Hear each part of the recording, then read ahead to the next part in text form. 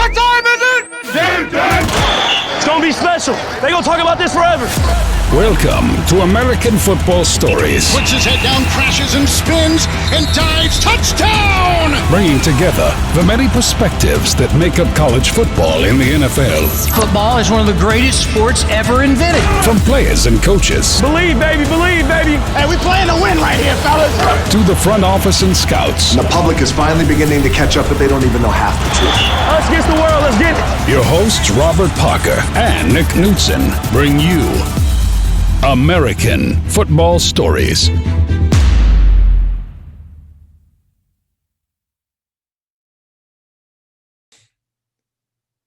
Welcome to the American Football Stories podcast. Today is November 22nd, 2020, and on this episode, we'll recap Week 11 in the NFL.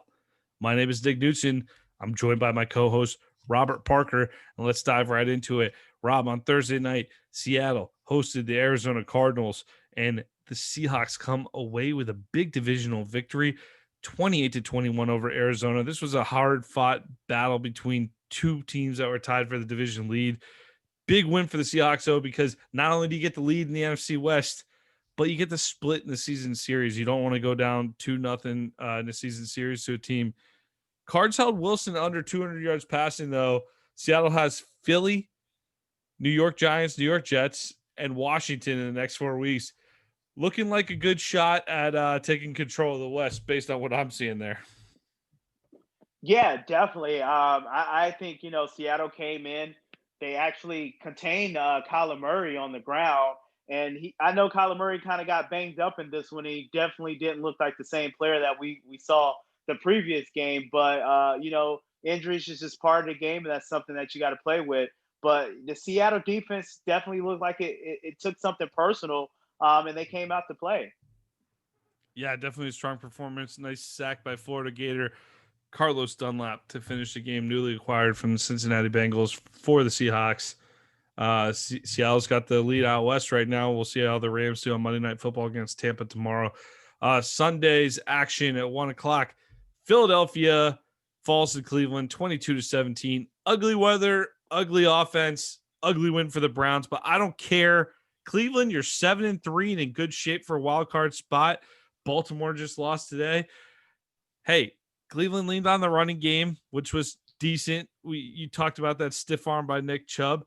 The defense was pretty good too today. A win's a win. Don't apologize for it, Brownies.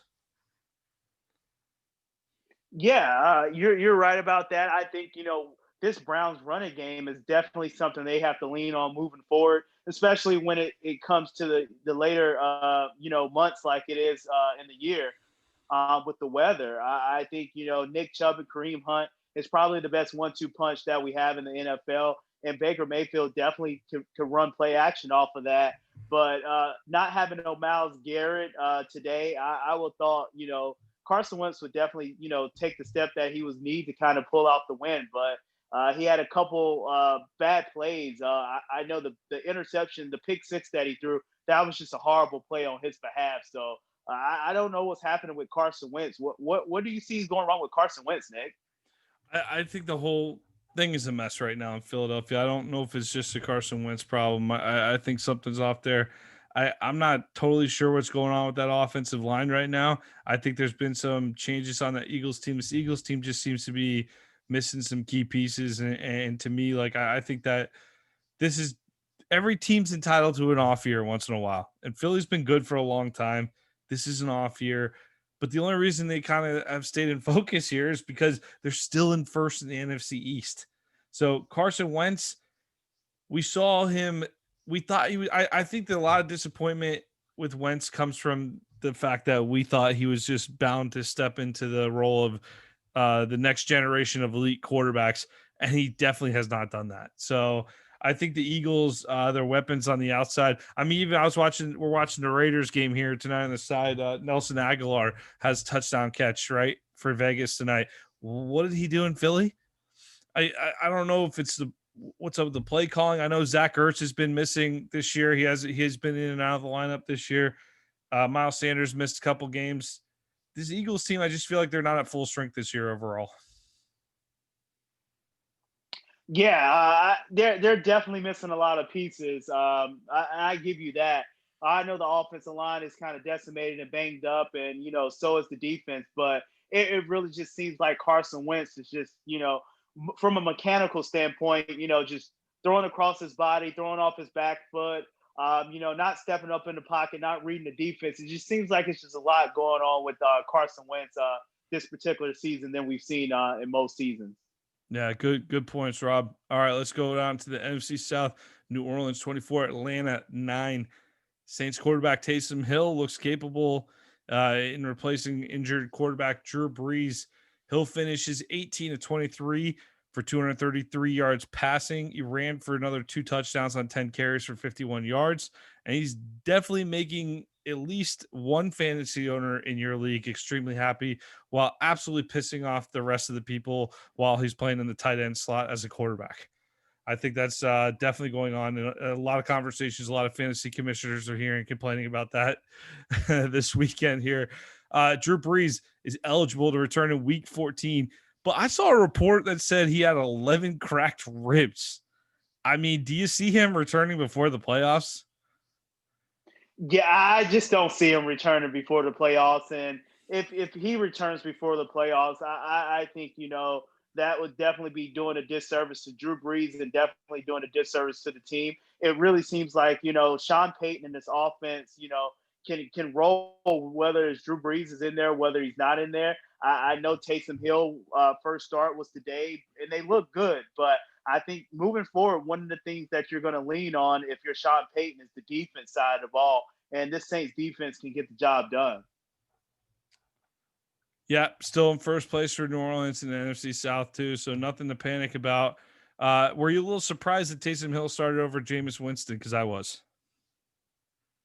I don't think so. I think when Taysom Hill got the contract, I think you kind of expect him to kind of actually get a nod at the quarterback position, and I think this was Sean Payton kind of give him a shot and see what he can do. Yeah, it was a low risk move.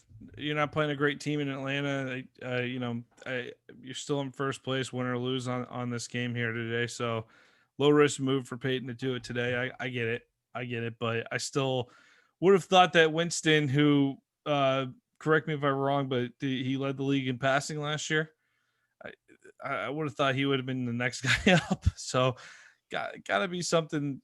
Got to be a little something going on in old Jameis's head. I'm going to blame it on the fact that he did the eating the W thing again. So I'm going to say that was the nail in his coffin for starting this week.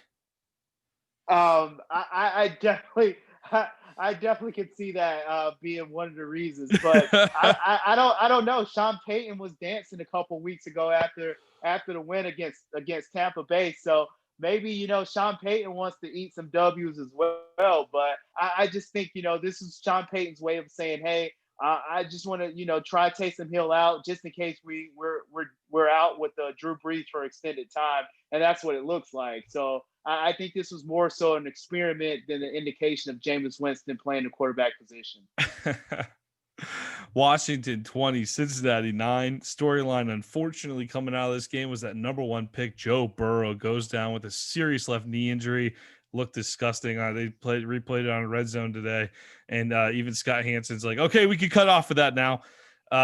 What's with serious leg injuries on the football field in Washington? Is that just Theismann, Alex Smith? We saw with Kyle Allen a couple weeks ago, right? What is with that field, man? And I know Joe Theismann got injured on a different field, but it's just Washington, man. It's got some bad juju. I don't know what the deal is there. But Joe Burrow tweeted out after the game, thanks for all the love. Can't get rid of me that easy. See you next year. With a fist. Stay strong. So he certainly is the type of guy. I don't worry about him getting back, but bummer to see him go down, Rob. He's definitely had a good rookie season, and I think he's lived up to all the hype for Cincinnati this year. Yeah, definitely tough to see Joe Burrow going down.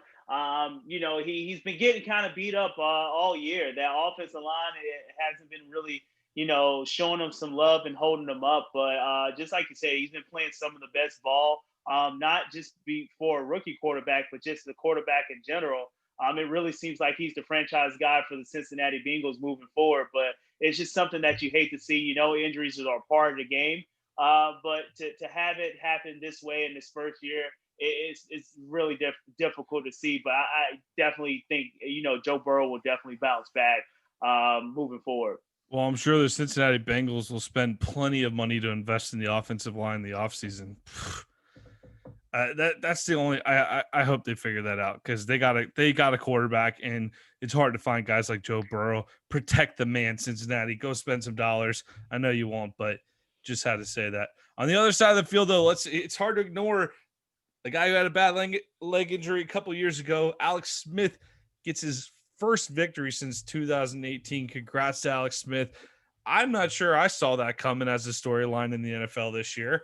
I thought he was just going to ride out the rest of his career as a backup and not see much time on the field, maybe get on for a cordial celebratory snap or two where he gets to wave at everybody. But I didn't see him actually starting and winning football games anymore in his career. So great story there. Running back Antonio Gibson goes for 94 yards and a touchdown. Terry McLaurin hauls in 5 receptions for 84 yards through the air. Washington keeps pace in the sad yet increasingly interesting NFC East. It's a race we'll cover a little more in depth here shortly when we talk about the Dallas Cowboys and the Minnesota Vikings. And we are going to talk about that, even though you don't want to, Rob. Yeah, we definitely have to talk about that. It was definitely a tough loss for my Vikings, but it's a down year for us, but we'll definitely talk about that when the time comes. All right, Detroit gets shut out by Carolina today, 20-0. Lions running back DeAndre Swift misses the game due to a concussion, but I didn't see a full-on shutout coming. You still got Stafford. You got this was a little surprising to me. XFL star PJ Walker, he fills in for injured Teddy Bridgewater. Was a game-time decision. Nursing a right knee injury he suffered against Tampa last week. Carolina shut down the Detroit running game completely, held the Lions to 40 yards rushing on the day. Panthers improved to 4-7. Yeah. Did you think we was going to talk about the XFL on this particular episode, Nick? No, I did not. Well, that's what we're doing right now with, former XFL star PJ Walker. He came in and did an excellent job of kind of filling in for Teddy Bridgewater, moved the ball around. But when you have playmakers on the outside of DJ Moore and Robbie Anderson, it's not that hard to do. But great win for PJ Walker in his young career. All right, Pittsburgh goes down to Jacksonville 27-3. Let's get this over with. They made Jake Luton look like a rookie quarterback today. 16 of 37, 151 total yards, and 4 interceptions. Hoof. 12 receptions for Deontay Johnson for 111 yards. Steelers, they just gradually laid it on the Jags. They improved to 10-0. Do you see a coaching and GM change coming in the near future for the Jags? Not right now. I think, this is a situation that you're just going to have to monitor, especially for the rest of the year. But I just don't see nothing coming right away. But I think this is just one of those situations, just like I said, you have to kind of keep an eye on and monitor moving forward. I think this has reached a boiling point. I really don't have a problem with Doug Marrone. I think he's just in a bad situation. Dave Caldwell was probably instructed to burn down the team this year. I don't know how you do that in good conscience and say if I win this year, I'll keep my job. Like, he must know he's getting a nice package on the way out at the door if he's going to get let go. Or the Jaguars are just telling fans that they demand a playoff season to keep these guys around, and they're lying to everybody. It's one of the two. So we'll see how it goes in the offseason. I have a sneaky suspicion there will be a coaching and GM change in Jacksonville coming up before the end of the season here. Tennessee 30, Baltimore 24 in overtime. Derek freaking Henry being Derek freaking Henry. He was shut out for a good part of the game, but he finishes the Ravens off with a long touchdown run in overtime. Big days out of Corey Davis, A.J. Brown as well. Huge win for the Titans to get back in the winning column after 3 straight losses. Baltimore falls behind Cleveland in the standings. All this is interesting. Well-played game today on both sides. You could have your you have your qualms about either side, whatever. But I'm more interested in what happened after the game. What's the deal with the Harbaugh-Vrabel handshake snub? Yeah, that definitely kind of baffled me. I didn't see any tension or anything that came out during the week that would kind of warrant that particular no handshake after the game. But just getting back to the game, I think Ryan Tannehill did a great job of bouncing back. He went 22 of 31 for 259 yards and 2 TDs. And you mentioned it before, Corey Davis and A.J. Brown, you have those guys on the outside. And anytime Derrick Henry can carry the ball for 28 times 130 yards and a touchdown, you kind of know it's been a long, grueling day. So great win for Tennessee. But this Baltimore Ravens team, I don't know. I don't know moving forward. What are the shots on the Baltimore Ravens getting back to where they were last year, Nick? What are your thoughts about that? I think that ship's already sailed. I think the Ravens definitely benefited from who was down last year? Who was missing a key piece in their division last year? Big Ben, right? Yeah, you're right. Big Ben was out. Was Duck Hodges that good at football last year? No, he really wasn't. No. But you're right. I think the loss of Big Ben last year definitely kind of put Baltimore to the top of that division. Cleveland wasn't playing good ball last year. Yep. So I think that was kind of Baltimore's division for the taking last year. Yep. And this year we're kind of seeing it play out. But I think you're right about that. But I really like Pittsburgh in this division. I think they're definitely a Super Bowl contender outside of the Kansas City Chiefs. But I think this Baltimore Ravens team, not only the offense but the defense needs to go back to the drawing board and kind of get back to that Ravens type of style of play that's going to transition into wins every week. And I know that the Ravens were one team we definitely looked at the schedule and said, yeah, this was going to be a defining stretch of their season with the Steelers, Colts, Patriots, Titans, and then guess who they play on Sunday night? Pittsburgh. Yep, Pittsburgh again on Sunday night. So, hey, if Pittsburgh wins this game, Baltimore drops to 6-5. Potentially two games behind Cleveland after Cleveland beats the Jaguars this weekend. Hey, look, dude, does anyone think the Browns are better than the Ravens? Because I don't. Yeah, I'm still not there. I'm still not there thinking that the Browns are better than the Ravens. So, Baltimore, you're playing a first-place schedule. Some years the chips fall. Last year, all the chips fell your way. This year, almost none of the chips are falling your way. So you had a nice year last year. Last year was your opportunity as the 1 seed, and you choked in the playoffs. And now you got to deal with it a little bit before you climb to the top. But I have no doubt that the Ravens are going to, go back and forth. The Ravens and Steelers go back and forth about every other year, don't they? Yeah, just about. So I can definitely see, the Steelers winning this division this year outright. And the Baltimore Ravens making a wild card, but the way they're playing right now, they're going to be pretty tough to make the wild card. Yeah, I agree with that entirely because we just saw the Raiders play a hell of a game against the Chiefs and nearly beat the Chiefs for a second time this season. The Raiders fall to 6-4 as well, but you got the Titans and Colts sitting at 7-3. You got the Browns at 7-3. The Dolphins thankfully lost this week thankfully for the Ravens. They lost this week, which puts them back they're definitely in the wild card hunt. But you're right. They're going to need a little bit of help. They're going to need to pull out a win or two we're not expecting, plus get a little bit of help. But big game on Sunday night against Pittsburgh for Baltimore. All right, let's go down to Houston. The Pats fall to the Texans.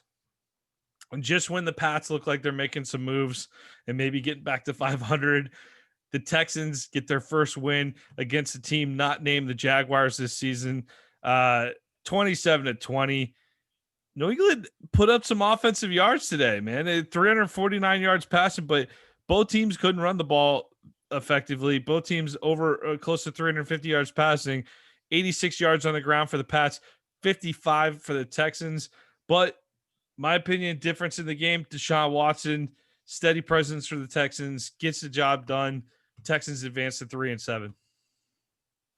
Yeah, you're right about that. Anytime Deshaun Watson is on the opposite sideline, you kind of, you kind of get scared because he's one of those quarterbacks that can put points up on the board, and that's what he did this week. I think the Patriots, they were on a great roll, but they just rolled into a hot quarterback in Deshaun Watson, and he got the best of them. And actually, Cam Newton looked pretty good in this one, especially throwing the ball around to Damiere Byrd.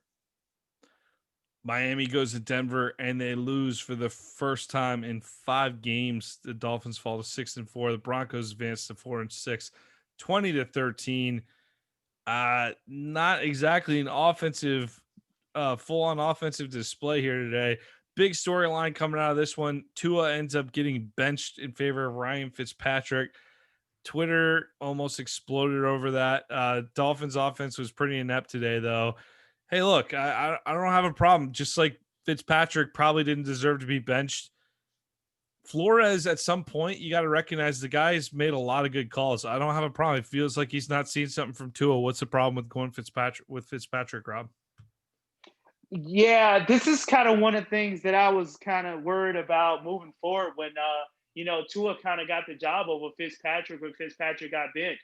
I thought, if Tua plays, fairly poorly and he ultimately gets benched and you go back to Ryan Fitzpatrick, what does that say about, your initial decision? I think, no matter how bad Tua was playing, I think, he still should have been out there. So hopefully it's nothing in the locker room or, hopefully Brian Flores is not, questioning his decision-making that he made as far as, putting Fitzpatrick on the bench, but we shall see moving forward.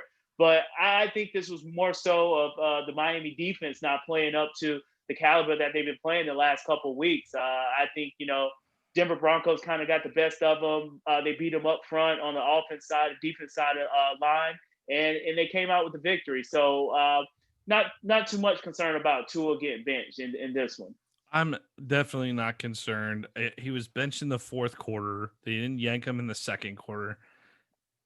Sometimes a guy just doesn't have it. And if he's a young guy, you can almost pull him off to the side and talk him through it. Hey, this is what we want to see. Like, watch what, and just see if you get a spark. It was a close game with Denver. And if you lacked a little bit of confidence in your guy, I don't see the problem. Flores has been making good calls with this team. I trust Flores to make the right call. You got the Jets and the Bengals the next 2 weeks. If you're Miami, get it right this week in practice, hand the reins back over to Tua. Jets and Bengals, build the guy's confidence up over the next couple of weeks. Although I don't think Tua has a confidence problem. The guy seems to be okay in the confidence department, no? Yeah, I definitely don't think he has a confidence problem. Okay. I mean, when you come in a national championship game and you throw a bomb to kind of win it, I think that goes out the window as far as confidence right there. So he's totally confident. And he goes out there and he displays that week in and week out. But I think you're right on this one, Nick. I think he just had a bad day. He just didn't have it going for him. And so Brian Flores just did a good job of pulling to the side and saying, hey, it's going to be days like this. And we just kind of have to rebound and rebuild on moving forward. Yeah, especially when you got a capable guy like Fitzpatrick sitting there and you feel like maybe he can give us a little juice. I don't have a problem with the call. All right. The Jets, Jets, fall to 0-10 against Justin Herbert in his new haircut. Herbert goes for 37 of 49 for 366 yards, 3 touchdowns. Keenan Allen, 16 receptions for 145 yards and a touchdown. Whew. Frank Gore even got in on the action in the end zone today. 15 carries for 61 yards. And we saw a little bit of Denzel Mims, who you loved out of Baylor, right? We saw him getting involved in the receiving game. Hey, the Jets, you might have lost the game, but you covered. Congrats, New York. Yeah, that they did. But I think this game was all about, Justin Herbert and, him kind of solidifying and locking up the offensive rookie of the year with the performance that he had. Just like you said, 37 of 49 for 366 and 3 TDs. He was dealing today. I don't know if you caught a lot of that game, but he really didn't look like a rookie today. I tell you that. Chargers rushing game not so hot today. They end up only rushing for 29 yards. You think they missed Austin Eckler much? I think they really do miss Austin Eckler. Not so much, in the running game, but what he can provide you in the passing game as well, and just being a total mismatch for defenses. So I think, if Justin Herbert can kind of play like this and have a running game that can match, I think this Chargers team moving forward is looking really, really good. And what was the best game of the day? The surprising Indianapolis Colts get another good win. They beat the Packers 34-31. Both teams are now 7-3. I'm a little surprised Green Bay dropped this game here today. They did jump out to a nice start though. They were up 28-14 at halftime before only scoring 3 points down the rest of the way. Rivers goes for close to 300 yards, 3 touchdowns. Jonathan Taylor, 22 carries, gets the bulk of the workload in the backfield. And we see Michael Pittman Jr. again have a nice day, 3 receptions and a touchdown, 66 yards. Devontae Adams been tearing it up.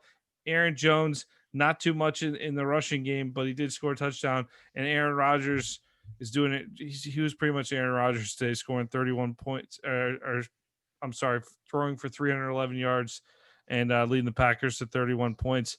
Rob, we saw Rodrigo Blankenship boot several field goals in the second half here. I believe 4. We saw 4 in between the third quarter, fourth quarter, and overtime. What do we need to see from the Packers to believe in them as a full-on contender? Because I think this Colts team is pretty good, but they just got the makings of a team that's going to get smoked on a wild card weekend to me. So this loss to Green Bay, it's a little concerning. Yeah, I tell you what, I think, this Green Bay team has to get the defense, kind of gelling right now. And Aaron Rodgers only plays offense. He doesn't play defense. So he can go out there and score, 30-plus points. But at the end of the day, the defense have to get stops. And that's one thing that the defense didn't do, in the second half of that game. Phillip Rivers actually had, some great drives, in the second half of that game, and Jonathan Taylor was running hard all game long. So I think in order for this Green Bay team to move forward within the playoffs, they have to get that defense to be a little bit more stout than what it is. Extra important win for the Colts too this week because they play the Titans at home next weekend. So that will go a long way in deciding the AFC South. Most likely both the Titans and the Colts clutch victories over tough opponents today, advance to 7-3, and are tied upon the top of the AFC South. So that race is coming into pretty clear focus. Let's shift back to the NFC here. The Minnesota Vikings fall at home to the Dallas Cowboys, quite surprising fashion, in my opinion, 31-28. The offense for the Vikings, they took a little while to show up, but once they did, they looked as explosive as I thought they were going to be throughout the game. Andy Dalton was back for Dallas, though, and actually had the Cowboys looking semi-competent. Zeke goes over 100. Amari Cooper catching 6 balls for 81 yards. Adam Thielen made an unbelievable one-handed grab in the end zone for the Vikings, but he might have been upended by CeeDee Lamb's twisting and turning acrobatic catch in the end zone. This game looked like a fun game. I didn't get to watch it outside of Red Zone, but I know you were locked into it, Rob. Give us the breakdown and really backbreaking the slim odds. The Vikings were starting to pick up some steam for a wild card chatter. And if they would have won this game, they would have bumped into second place in the NFC North. I think we can go ahead and put those wild card hopes to bed with this loss, though. And the Cowboys end up staying in the hunt for the NFC East. We'll talk about that in a minute after your answer, Rob. Yeah, definitely kind of put those wild card hopes to bed with the loss against the Cowboys in this one. But I tell you what, Nick, one thing that the Minnesota Vikings did very well, they moved the ball on the offense side of the ball. They were a little bit stagnant in the first half, but they got it going. And this is one of the losses that you can't blame on Kirk Cousins. Just like you said, he went 22 of 30 for 314 yards and 3 TDs. This all falls down on the defense side of the ball for the Minnesota Vikings, especially, in the fourth quarter, giving up 15 points. I think, with the Cowboys having Andy Dalton back, he's a very capable quarterback. He knows where he wants to go with the ball. He has the weapons, and I think that kind of showed for the Cowboys today. But once again, young Vikings defense just didn't have the answers with all the weapons that the Cowboys had, and they kind of folded towards the end of that game. But you tip your hats off to the Cowboys for being competitive, and yeah, you're right. They're still in that NFC least division to kind of win it all. And hey, look, Dallas, your upcoming schedule, you still have one game against every NFC East team. Washington and Philly come to Dallas. You go to the Giants to end the season. Every single team in the NFC East has 3 wins right now. The Eagles, that tie is helping them out, but they probably should be 3-7, but they're 3-6-1. Everyone else is 3-7. This division is totally up for grabs. Only one of these awful teams is going to get it. Who are you predicting to get in at this point, Rob? I'm going to go with the Cowboys. I think, they have the more dynamic offense. And just like I said, I know you kind of have to put points up on the board. And to be an elite team, you kind of have to put points up on the board and to stop teams. But the Cowboys can't stop anyone on the defense side of the ball. But I tell you what, with a healthy Andy Dalton and him getting the kind of swing of things, I think they can put up points. And I like the Cowboys to kind of come out of that division. I'm going to go with the Giants.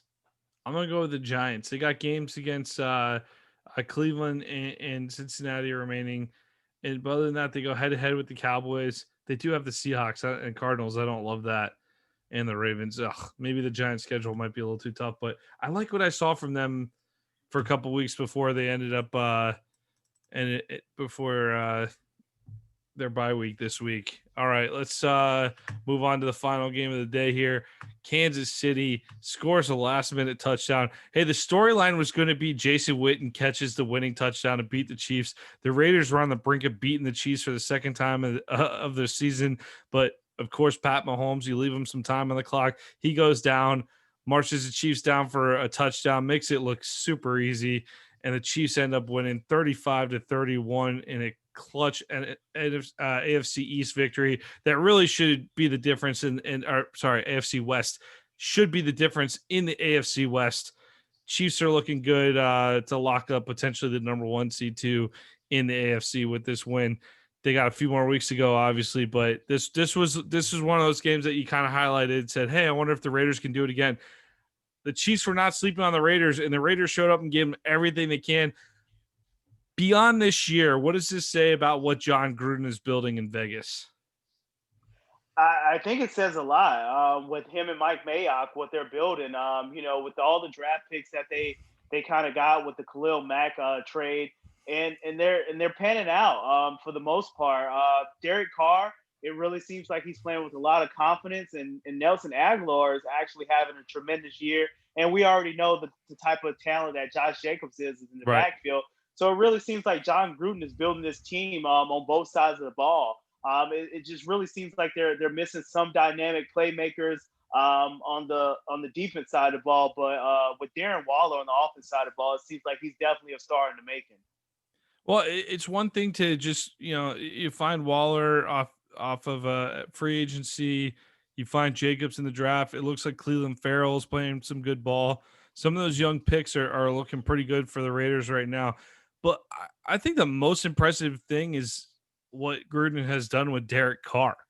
I know they talked a little bit about that tonight on Sunday Night Football, but we're really seeing Derek Carr start to live up to his potential. We see the mistakes out of him. We saw one tonight. We saw the interception tonight to seal the game, but yeah, he was forcing that one a little bit. Can't be too hard on that mistake. Overall, I think this Raiders team, I would love to see this just be a shootout every single time these two teams get together for the next few years. I love this if this rivalry came back a little bit. Yeah, I could definitely see John Gruden kind of, getting the weapons that he needs to kind of have being a shootout, year in and year out. But just like you said, I think Derek Carr is playing with a lot of confidence. And if you go back to probably 4 years, I think that was 3 or 4 years ago, where Derek Carr was kind of an MVP candidate before he kind of broke his leg.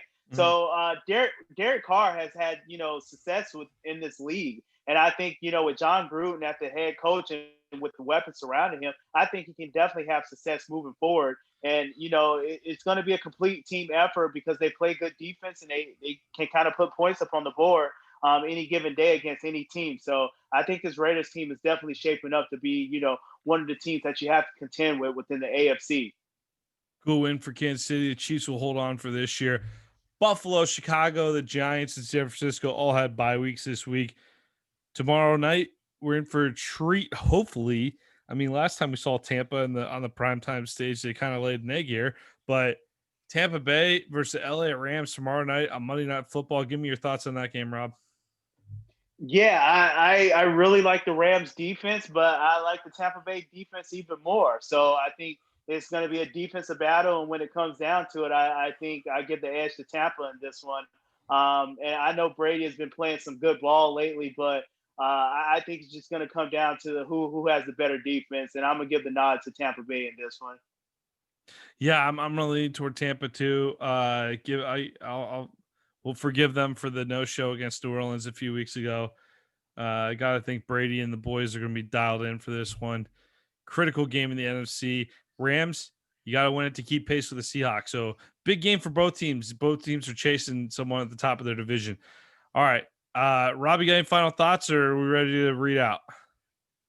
No final thoughts for me, Nick. All right. I can go ahead and read out. I actually do. I'm gonna read a quick ad read from Coach Paint real quick. American Football Stories is brought to you by Coach Paint. Coach Paint is a great tool that allows us to add graphics to player highlight clips similar to the graphics you see on TV. Coach Paint offers the ability to clearly tell a straight video while increasing retention of information in a short amount of time. Up your game with Coach Paint today. Yes. Once again, we'd like to appreciate and thank the fans for listening to this episode of American Football Stories. You can find us on Apple Podcasts and YouTube. Please subscribe and rate us 5 stars.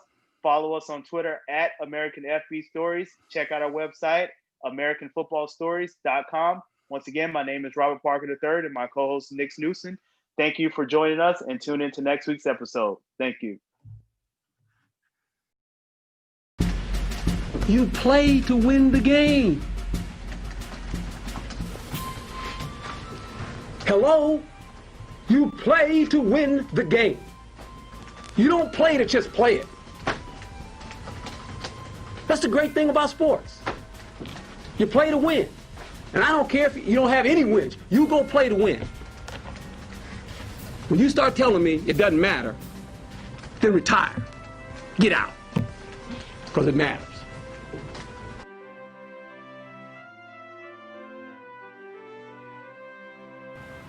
I hope there's Bigfoot. I don't think there is. The reason I don't think there is because we've found bones of dinosaurs and everything else, but we haven't found bones that I've heard of Bigfoot.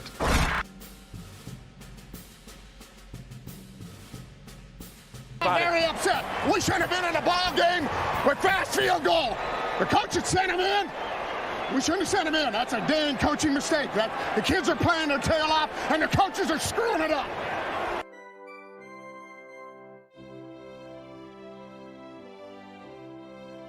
We just got to stop that little inside trap. You know, the option didn't hurt us much. We played pretty hard. We just got to stop that inside thing. Offensively, we kind of sputtered around, got the ball in the end zone. You know, defensively, we got to get off the field on that 2-minute drive.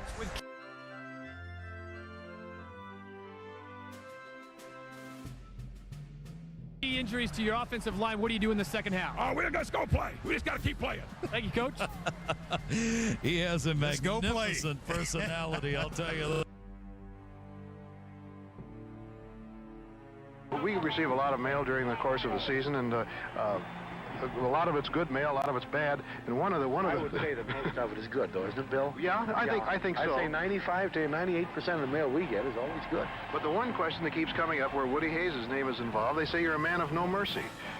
And yet, you know, frankly, I don't care much what they think.